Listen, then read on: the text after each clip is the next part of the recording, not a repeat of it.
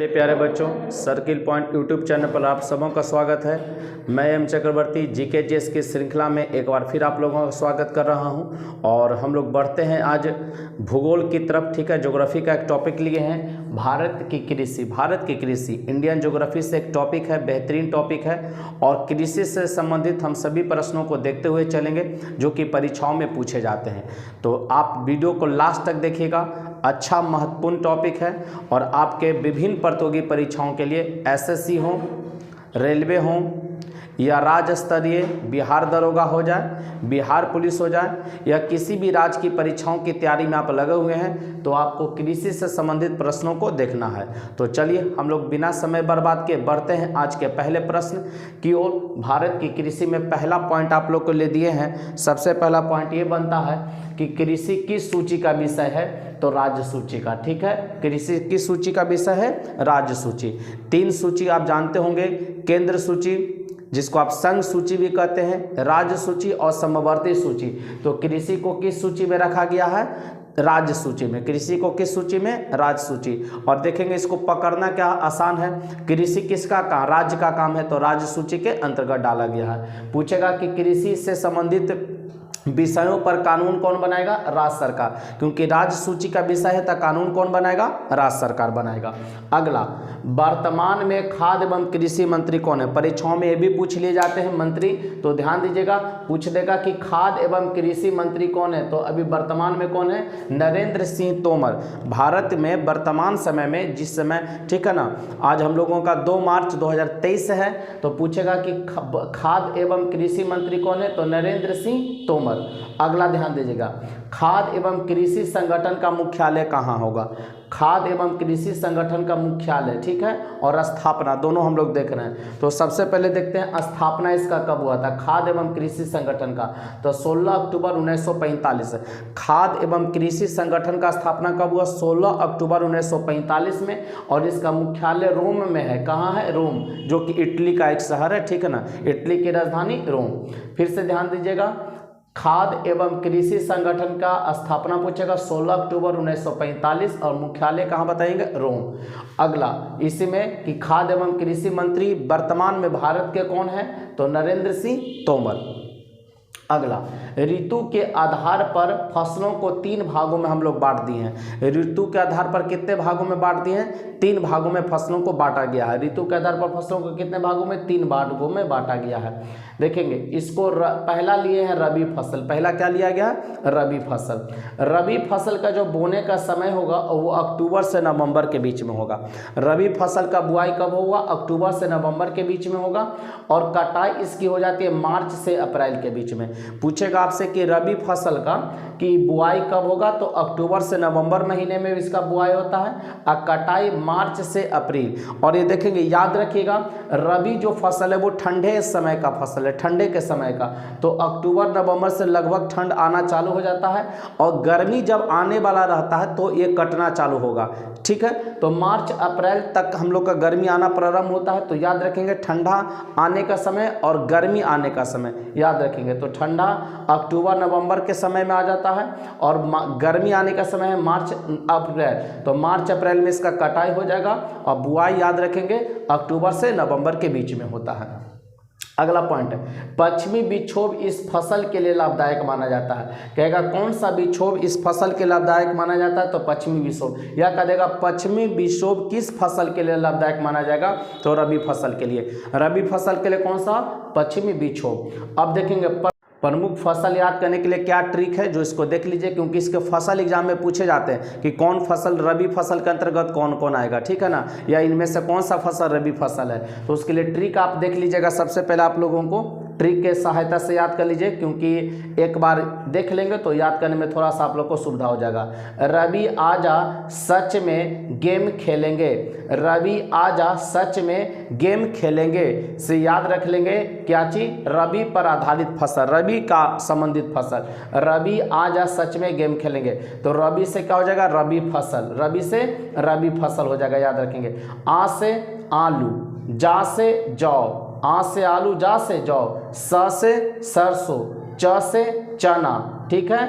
में आपको साइलेंट है, गे से गेहूँ, म से मटर। अब खेलेंगे भी साइलेंट रहेगा, मतलब वो उच्चारण मैंने एक लाइन को पूरी बनाने के लिए आपको लिया गया था। रवि आजा सच में गेम खेलेंगे, तो रवि से रबी फसल, आ से आलू, जा से जौ, स से सरसों, च से चना, ग से गेहूँ, म से मटर। और ध्यान रखिएगा एक राई भी आप याद रखेंगे, सरसों है तो राई भी आप ध्यान में रखिएगा। राई भी जो है ना वो रबी फसल में आ जाएगा, सरसों और राई दोनों रबी फसल में अंतर्गत आ जाएगा। चलिए खरीफ फसल अब हम लोग देखते हैं दूसरा। खरीफ फसल का बुआई होगा जून और जुलाई में। खरीफ फसल का बुआई कब होगा?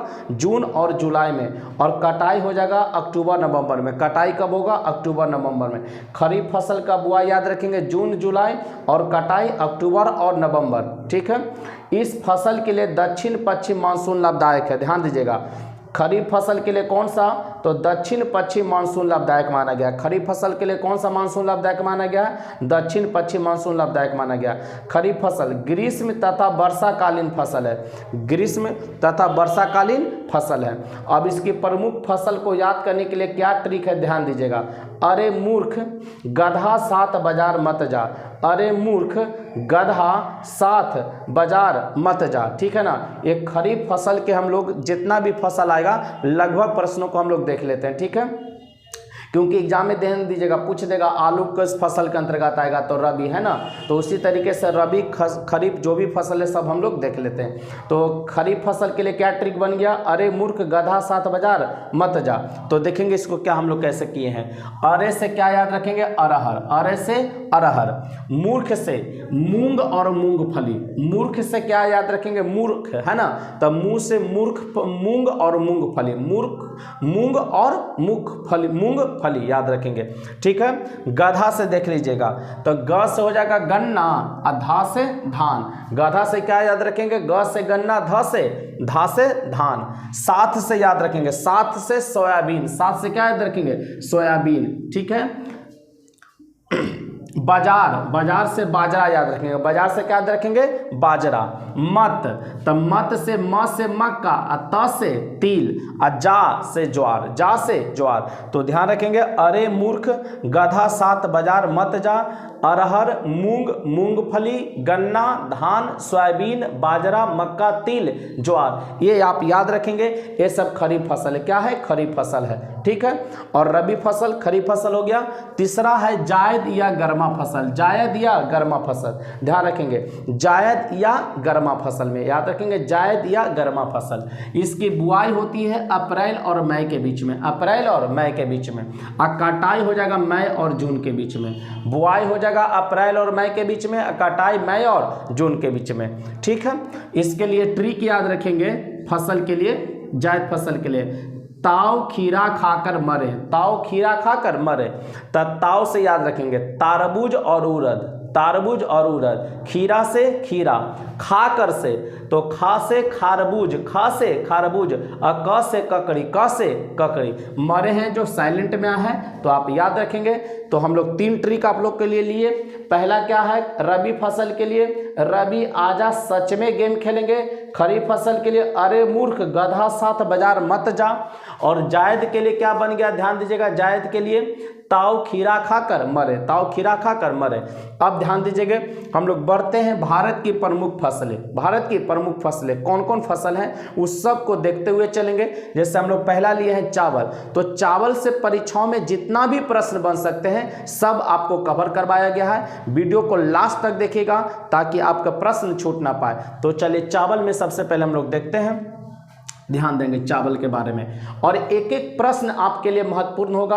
आप क्योंकि एग्जाम देखेंगे ऑनलाइन, अभी के समय में ऑनलाइन एग्जाम हो रहा है और ऑनलाइन तकरीबन 2 से ढाई महीना एक पेपर चलता है और उस पेपर दौरान 3 शिफ्ट होते हैं। तो किस दिन क्या बनेगा प्रश्न ये आप कहना बड़ा मुश्किल है।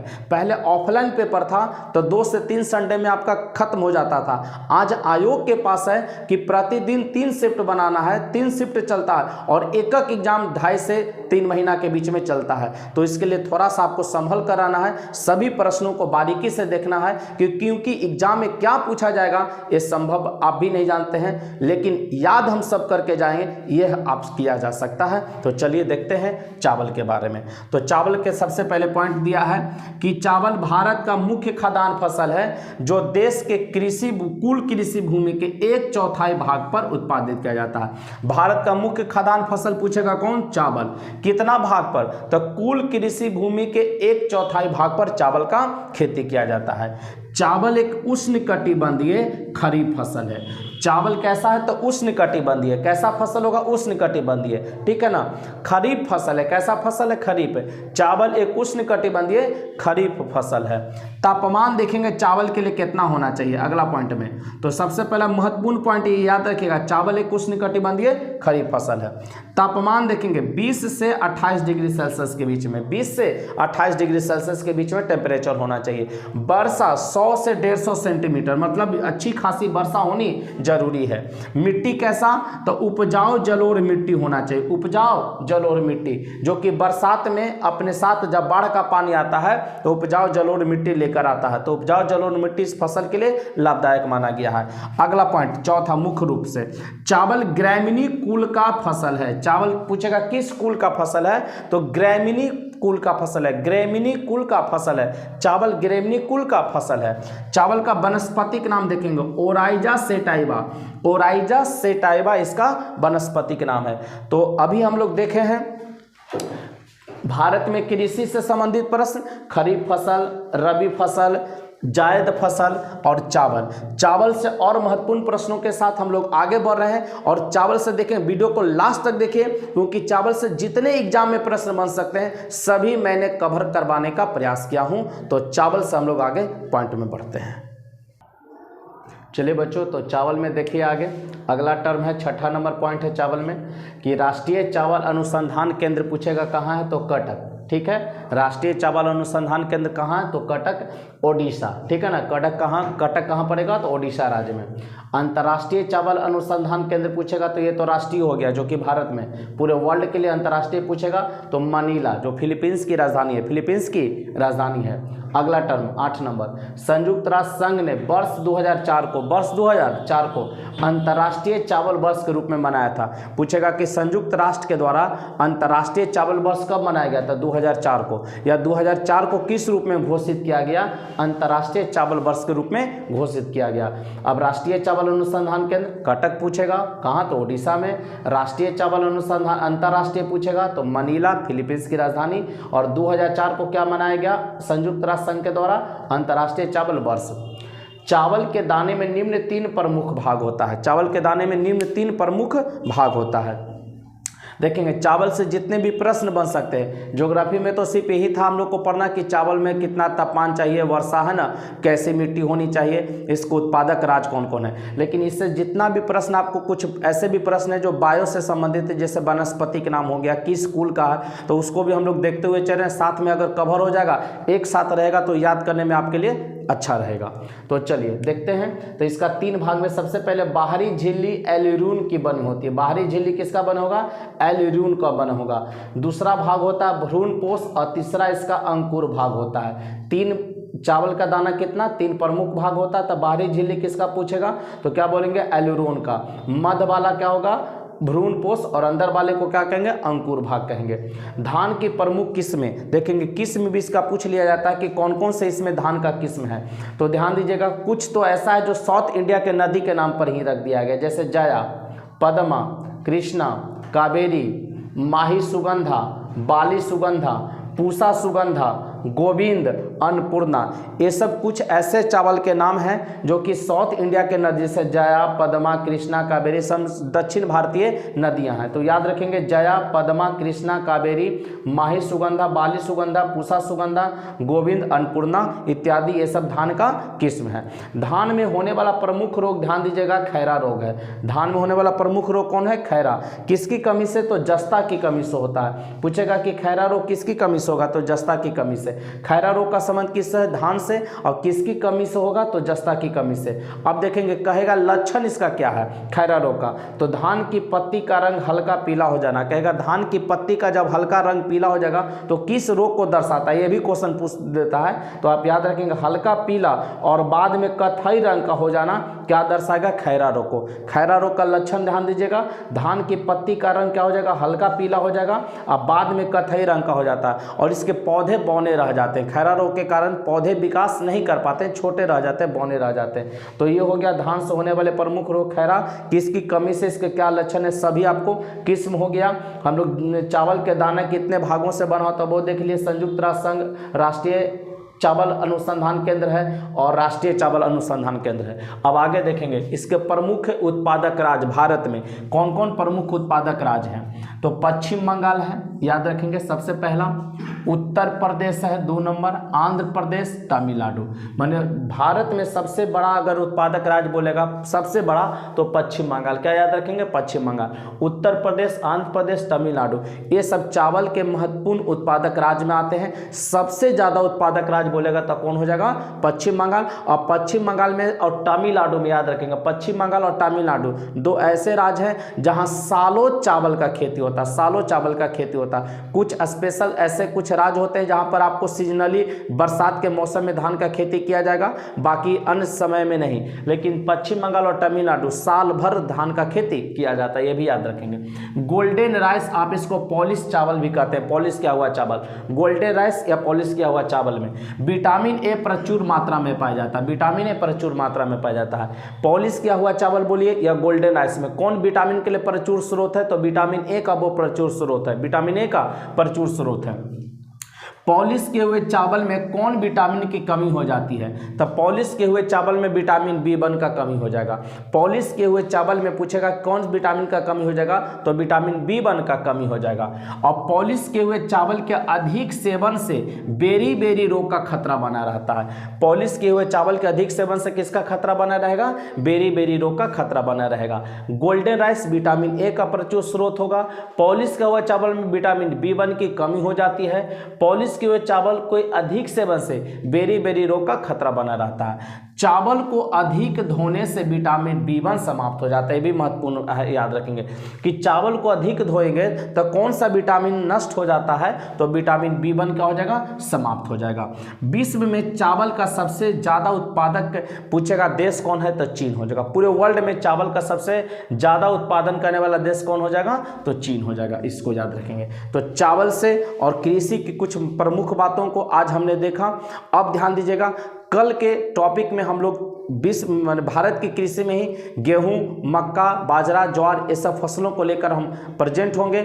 आज सिर्फ चावल से संबंधित था और खरीफ फसल, रबी फसल, गर्मा फसल या जायद फसल को हमने बांट दिया। बोने का समय क्या है, काटने का समय क्या है, ठीक है, कौन सा मानसून किसके लिए लाभदायक होगा और किस किस फसल को याद करने के लिए क्या ट्रिक है, वो तमाम बातों को आपके सामने रख दिया गया है। मैं उम्मीद करता हूँ कि परीक्षाओं के लिए आप उसे याद कर लीजिएगा, ये आपके लिए फायदेमंद साबित होगा। तो मिलते हैं कल के क्लास में, तब तक के लिए जय हिंद, जय भारत, बेस्ट ऑफ लक।